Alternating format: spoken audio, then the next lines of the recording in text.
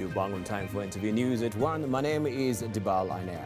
President Uhuru Kenyatta has unveiled a 54 billion shillings post-COVID-19 economic stimulus package aimed at jump-starting the economy from the present slump. According to the president, these funds will target relief measures in the agriculture, tourism, manufacturing, health and education sectors. The tourism sector will be one of the main beneficiaries of the 54 billion shillings package, with at least 4 billion shillings designated for initiating relief measures targeted at the sector, which has taken severe beating from the adverse effects of COVID-19. The first element of this 8-point program will focus on infrastructure. We intend to rehabilitate damaged access roads, footbridges, and other public infrastructure. We have set aside a total of 5 billion Kenya shillings to hire local labor, our local young men and women across the country, to engage in this undertaking. We have allocated an additional 6.5 billion shillings to the Ministry of Education. The purpose of this is to hire an additional 10,000 teachers and an additional 1,000 ICT interns to support our digital learning program. At the same time, President Uhuru Kenyatta has hinted at ending the country-wide curfew and 4 counties lockdown, saying it is not sustainable as the country continues to hurt under the weight of the COVID-19 pandemic. Addressing the nation this morning, President Kenyatta, however, cautioned that the success of the fight against coronavirus disease will depend on individual input and responsibility, even as the economic stimulus plan is laid out. The current curfew and lockdown will end on the 6th of June, and going by the president's statement, it may not be extended, therefore ending months of anxiety. At the time, the number of those testing positive for COVID-19 has risen by 31 today. Lazima tukumbuke ya kwamba jukumu ni letu sisi wote. Sisi kama serikali zingine, mataifa yote duniani imeanza kuona. Hatuwezi kuendelea kusema Wakenya tukae nyumbani. Hatuwezi kuendelea kusema tu Wakenya musiende biasharani zenu, musiende makazi, musiende namna hiyo. Lakini ile kitu ambaye itatusaidia kwa kikamilifu kuhakikisha ya kwamba tumeweza tena kufungua uchumi wetu na wananchi waweze kuendelea na maisha yao ya kawaida. Nimewaambia wenzangu, hii haitakuwa kwa sababu ya yale serikali itatenda. Itakuwa kwa sababu ya yale kila mmoja wetu kwa kibinafsi atafanya. Wewe uko na jukumu ya kuhakikisha umechunga mwenzako.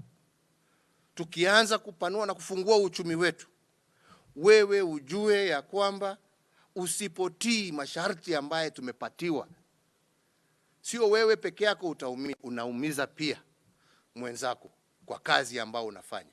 Ukienda nyumbani, umeumiza mama, umeumiza mtoto. Kwa hivyo, wakati umefika, na nimeambia mawaziri wetu na haswa maofisa wetu wa afya, waanze kuambia Wakenya, waanze kuwaeleza Wakenya ya kwamba hatuwezi kuendelea na lockdown, hatuwezi kuendelea maisha na curfew. Na tukifungua hii ugonjwa ukianza kuenea, Wakenya lazima mjue ya kwamba itaenea, kwa sababu sisi wenyewe, mimi Uhuru, Matiang'i, wewe na ule mwingine, hatujatimiza yale masharti ambayo tumepatiwa.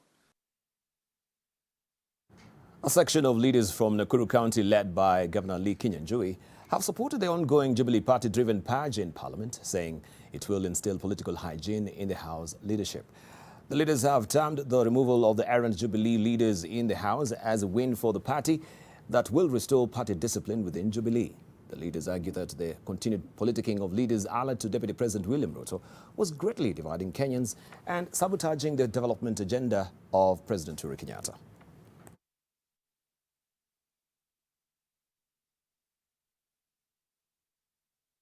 hatujaona sisi viongozi ambao tumekuwa pale mbele, kiongozi wa chama akishutumiwa, akitukanwa, akinyimwa heshima kama vile tumeshuhudia wakati huu.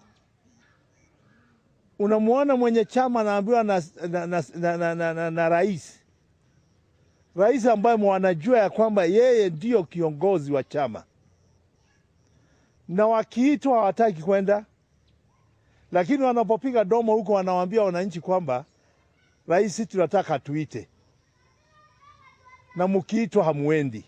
Haiwezekani kwamba rais anaweza kukuita, you are a majority leader of his party na ukatae kwenda. Uko nominated na that party na ukatae kwenda. Wewe ni whip ya hiyo party na ukatae kwenda.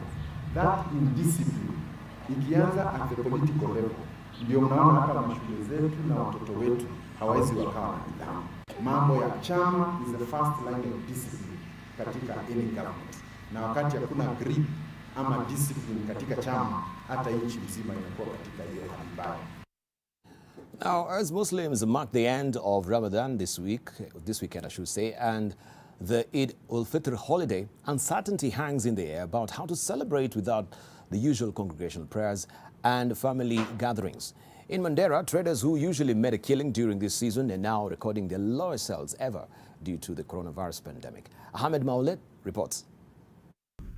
This is Mandera main clothes market, a sea of humanity, all in the last-minute rush to do shopping for the big day, Eid al-Fitr holiday. For the shoppers, social distancing is not a concern for them. Residents of Mandera market Eid in the most unusual way ever, due to the corona pandemic. The county is in partial lockdown. Its main supplier, Somalia, locked.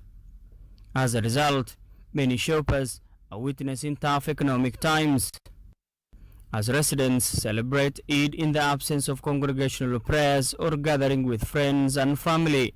Eid al-Fitri kidogo iko tofauti ile tulikuwa tunasali mbeleni ile mwaka tuliopita, na hiyo tofauti ililetwa na corona, na kila mtu kwa vile serikali walikuwa wameleta lockdown kwa ajili ya hiyo ugonjwa, tuliambiwa ili tusali nyumbani.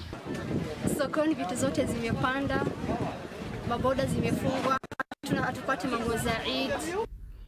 Eid days are usually business boom for cloth traders like Shukri, but not this year. Despite surging crowds in the market, these potential customers are nothing but just passerby with little or no purchases. Kulingana tuna biashara, there's big difference. Because last year we used to have so many customers, this year it's reducing. And most of the people, they used to come with their children, but this year it so happens that they are not coming with their. It is no different in the tailor sector and fast-moving sweet foods like this one.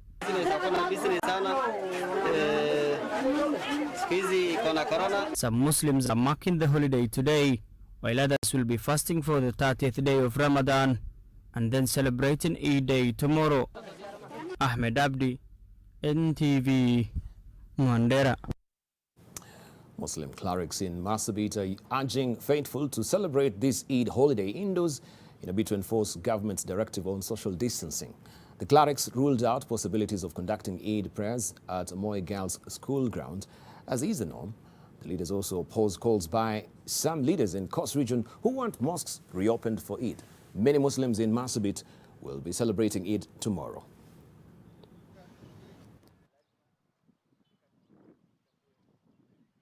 Kwa wale ambao mashehe wetu, unajua watu sio sawa, lakini wale ambao wameomba ni tusali Eid pamoja, si tuna upingamizi. Vile tulikuwa tunasali nyumbani kwetu, ndio tutasali Eid pia hivyo. A family in Moi's Bridge area in Trans Nzoia County is living in fear after an unknown people slashed their maize plantation in the dead of the night. The family suspects a local who they were in dispute with over the said land. The destruction has left them worried about their food security and livelihood because maize farming is a sole economic activity. The children, who are said to have been orphaned recently, carried the maize stalks that were previously their hope for their future sustenance. They walk up to an empty patch of land where the maize plants previously were. This distraction has them not only worried but also afraid for their lives. Kiona mtu anafyeka shamba ile eka 5 hivi, inamaanisha kama huyu mtu angepata jamii hapa, hao watoto hao angewafyeka na auwe kabisa, hawangepatikana tena. They suspect the inhumane act was by a local man, their late father's brother, who is interested in the piece of land. Nini huyu mtu amefanya haya maneno? Mtu ambaye ana akili timamu hawezi fanya haya maneno, uharibifu wa hii kukata mahindi hayo yote. Hii ni hasara kubwa sana. Maize farming has been the source of the family survival. The children are under the custody of other relatives who now fear that next year looks bleak after the destruction of their budding produce. Chakula kwa watoto hakuna. Sijui watakula nini next year. Watoto hao wako katika darasa la kuanzia 8 mpaka form 3. Sasa form 3 mtoto huyu saizi tuna corona imetutia chini. Saizi chakula Kenya hii haipatikani. Sasa tunashindwa, hawa watoto watafanya namna gani? County Commission wakuje waingilie kati, watusaidie sisi kama familia, tusaidie watoto kwa sababu next year tutatoa wapi kama wamekata hivi mahindi pesa ya kulipia watoto shule. The case regarding the disputed piece of land is pending, with the judge advising that the two parties remain in their respective pieces of land until the case is heard and determined. Charity Mwangi, NTV. Well, there is a reported rise in child abuse and domestic violence in Thika since the first case of COVID-19 was reported in the country. The situation has worsened due to lack of employment. Macheo, a children's organization based in Thika, says it is struggling to cope up with the rising cases of abused children. Nuru Abdulaziz has more. This is Macheo Children's Organization, a place where these children consider as a safe haven. Most of these children are here due to the problems they have experienced at home. You find that a family has a husband and a wife and they are not having any source of income. The children are looking up to them, and this brings a lot of anxiety and stress, and it leads to a lot of physical violence and also emotional abuse, which trickles down to the children. Cases of domestic violence, physical abuse, economic abuse and psychological abuse continue to rise day after day in what experts attribute to the COVID-19 pandemic. The fact that people are just, so many people are idle and within the community, you find the cases of defilement also happening. We get cases outside Thika, we get from Gatanga and a little bit from Murang'a and a bit of Machakos area. According to Joan, they have sent home some of the victims they were handling when the COVID-19 lockdown started, but were forced to start rehabilitating fresh children rescued from abandonment, sexual and physical abuse attributed to people from their families. These cases are on the rise because after the COVID, many people are not having jobs.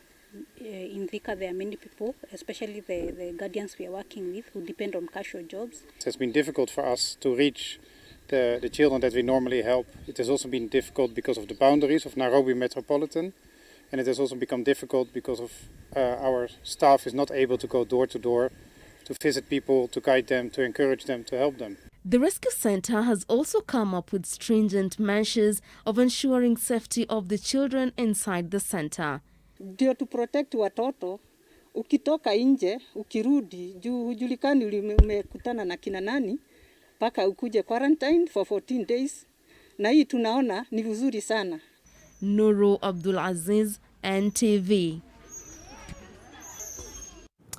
To some good news now, where the United Nations Secretary General Antonio Guterres has announced the appointment of Safaricom's Sanda Ojambo as the Executive Director of the United Nations Global Compact, effective June 17, 2020. Ojambo, who is currently the head of Sustainable Business and Social Impact at Safaricom, will take over from Denmark's Lise Kingo. She has served as Safaricom's head of sustainable business and social impact since 2010. Before that, she was a senior manager of Safaricom and M-Pesa Foundation, during which she led the implementation of several public-private partnership initiatives between Safaricom and the UN organizations. The UN Global Compact, which was launched in July 2000, is the world's largest corporate sustainability initiative, of which Safaricom is a member.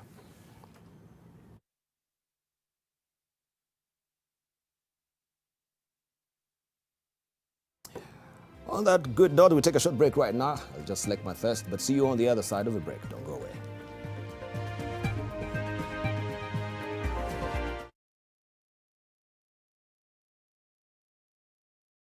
If taking care of someone with intellectual disability such as autism, maintain high levels of cleanliness and ensure their movements happen only when absolutely necessary.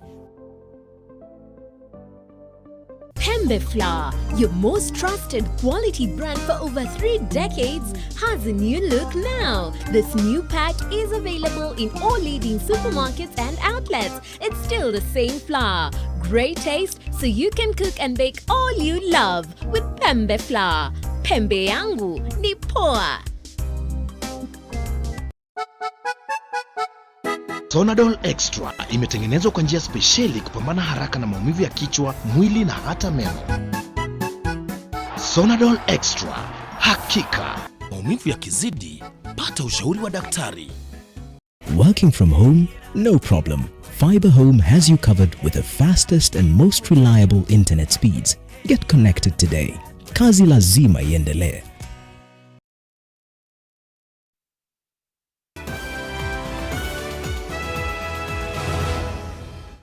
Welcome back. Tharaka Nithi County is set to begin mass testing for coronavirus after receiving 400 testing kits from the national government. Governor Muthomi Njuki says together with the county's new 133 health workers from different cadres, they will be able to establish the actual status of coronavirus in the county.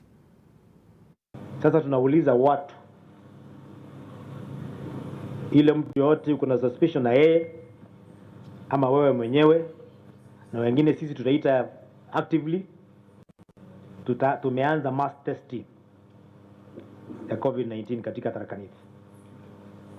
Tukimaliza hiyo 400 test, kama hakuna mtu ako nayo tutasema haleluya. Saa hii tuko na testing centers Kenya over 20. Lakini mpaka itafika ile wakati tuko na testing center katika every county. Hiyo ndio wakati tutaweza kuwa tunayapelana hesabu ya ukweli. Business traders in Embu are set to benefit from suspension of cess and tax payments. This is according to the Embu County government, who announced the measures due to the difficult circumstances in light of COVID-19. Embu Governor Martin Wambora made the announcement during the monthly county government COVID-19 updates and added that traders and trucks ferrying foodstuffs in and out of the county will not be charged cess either. In a bid to help combat the COVID-19 pandemic, the hotel industry in the county will also benefit from a reduced testing fee for COVID-19. We are still telling the Minister for Health to give us reagents and cartridges so that we can open a testing center here in Embu, level 5. Our laboratories have been accredited to international level. Then we have 3 machines called Gene Expert machines for timber crosses with proper cartridges and software. We are able to use them. But I think the biggest problem is availability of reagents. Well, to matters academia now, where trade unions representing staff at Kibabii University want the Education Cabinet Secretary George Makoha to appoint a substantive Deputy Vice-Chancellor for the university as soon as possible. In a joint statement, the University Academic Staff Union, Kenya University Staff Union and the Kenya Union of Domestic Education Institutions, Hospitals, Hotels and Allied Workers are concerned that services at the university are likely to grind to a halt if the issue is not addressed urgently. Interviews on the person to be appointed as DVC at the institution were conducted by the Public Service Commission early this year, and names of potential candidates were forwarded to the Ministry of Education for consideration. The position felt vacant following the resignation of Professor Shem Auya, Professor Siamba Donald was appointed on acting capacity on 4th May 2019 upon expiry of initial 6 months. The period was extended to May 2020. Indeed, it has taken extremely too long. The interviews for Deputy Vice Chancellor in charge of administration, finance and planning were conducted in January. This is May, but there is no substantive appointment that has been done. And remember, that is the heartbeat of the university. The office of DVC, FD is the central office because it deals with recruitment, staff promotion, procurement, and so many issues. Somebody in acting capacity, of course, is limited. He can't discharge the functions as expected. The Kenya Agricultural and Livestock Research Organization, KALRO, has assured the public that its website, www.kalro.org, is secure and accessible. The assurance comes following the malicious actions by cyber criminals abroad who created a website for the defunct Kenya Agricultural Research Institute, KARI, installed malware, and posted X-rated material. KARI is among 3 other institutions which were disbanded and deregistered to form the Kenya Agricultural and Livestock Research Organization, KALRO. The organization has written to the Communications Authority to assist in addressing the matter. In a statement, KALRO Director General Eliud Kirega said that the organization's services in all 16 institutes and 57 centers nationwide are fully operational.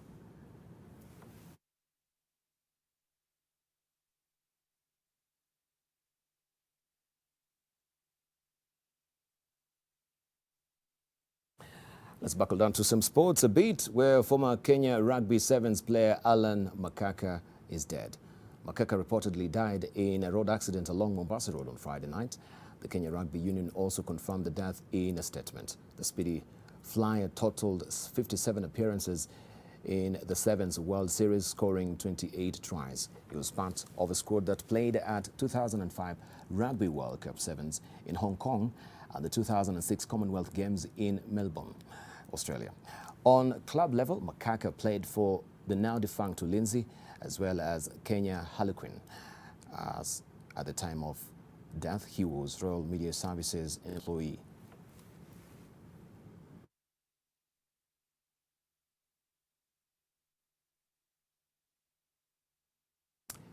May he rest in peace.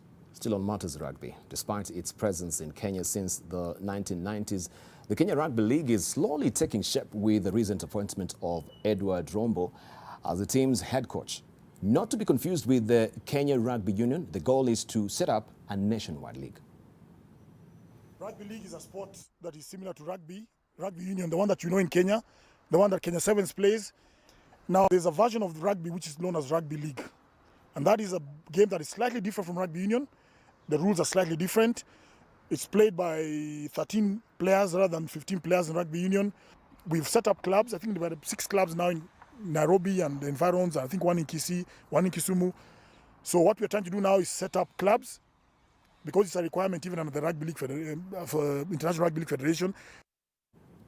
Hertha Berlin scored 4 goals in the second half to crush Union in a silent Olympic Stadium. November's Bundesliga's meeting between the sides from East and West Berlin was held up for 10 minutes after fans threw fireworks on.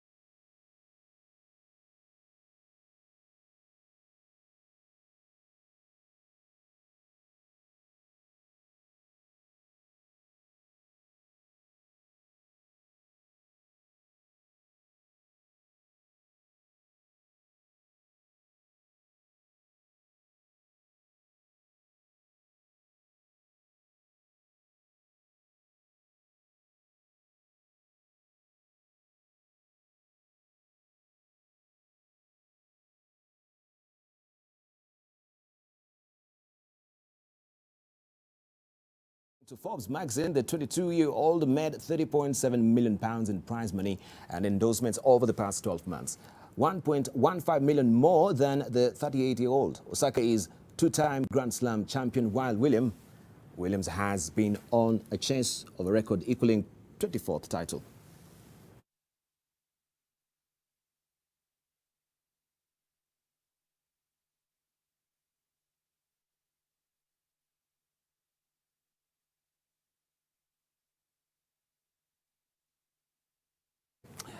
Right, that is from the sports, but we want to tickle your funny bones as well. Bullseye is next, and imagine a house where both joy and anguish is dished out in equal measure. That at the moment has got to be the Jubilee House, where joint jubilation is no longer possible thanks to two things: ambition and self-preservation. The dogs are out, and warn to you if you happen to be a disciple of a man called William. It's all about who will be the next big man. And as Emmanuel Juma reports on Bullseye, it's time for some to crawl out as others recoil for survival's sake.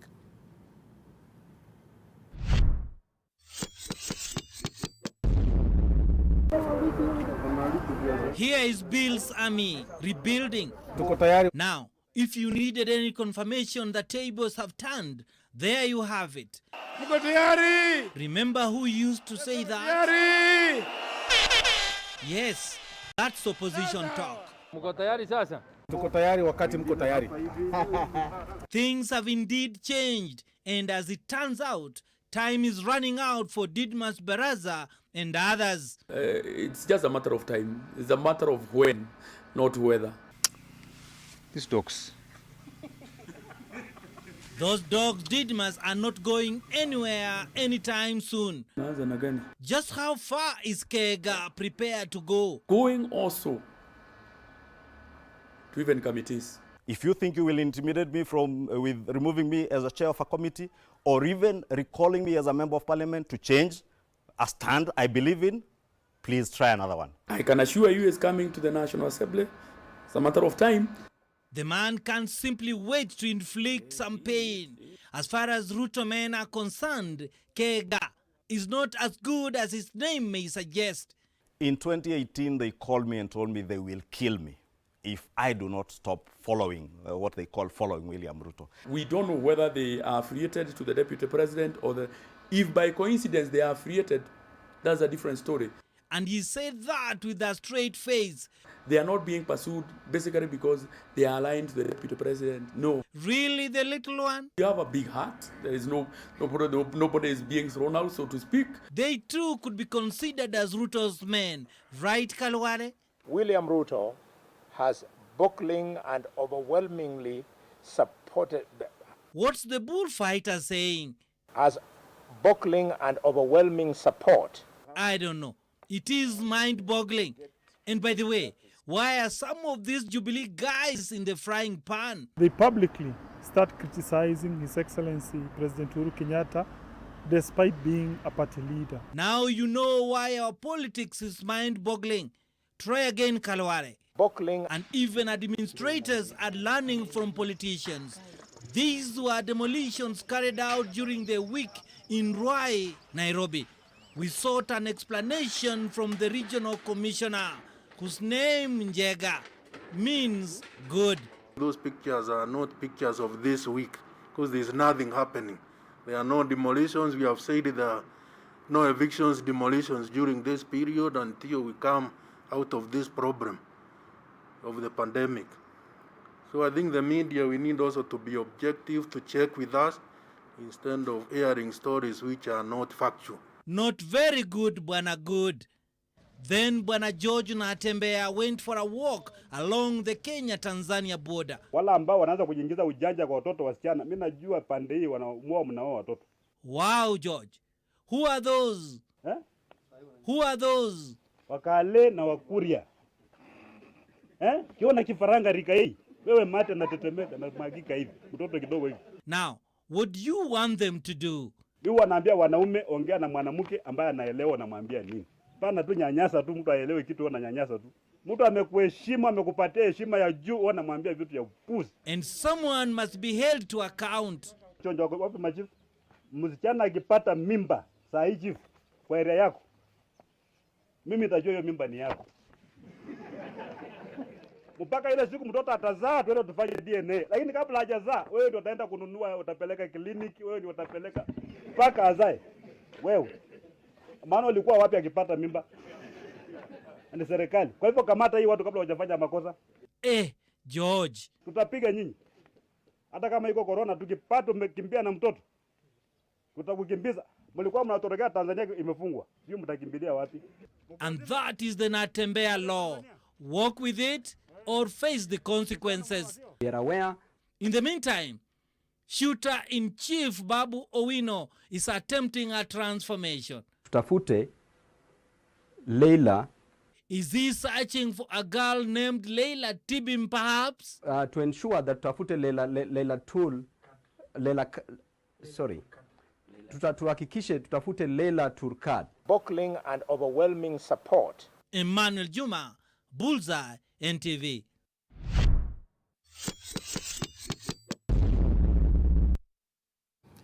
Right, and on that buckling, not chiefs be warned, of course, Natembeya is watching. Thank you for your valued company. My name is Debarl now. Allahu Akbar,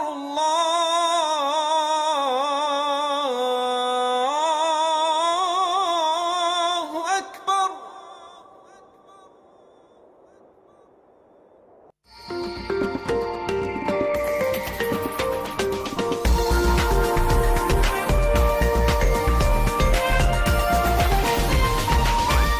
This is NTV.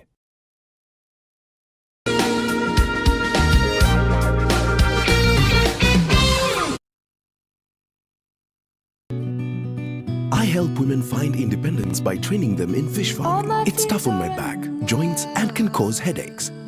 Panadol Extra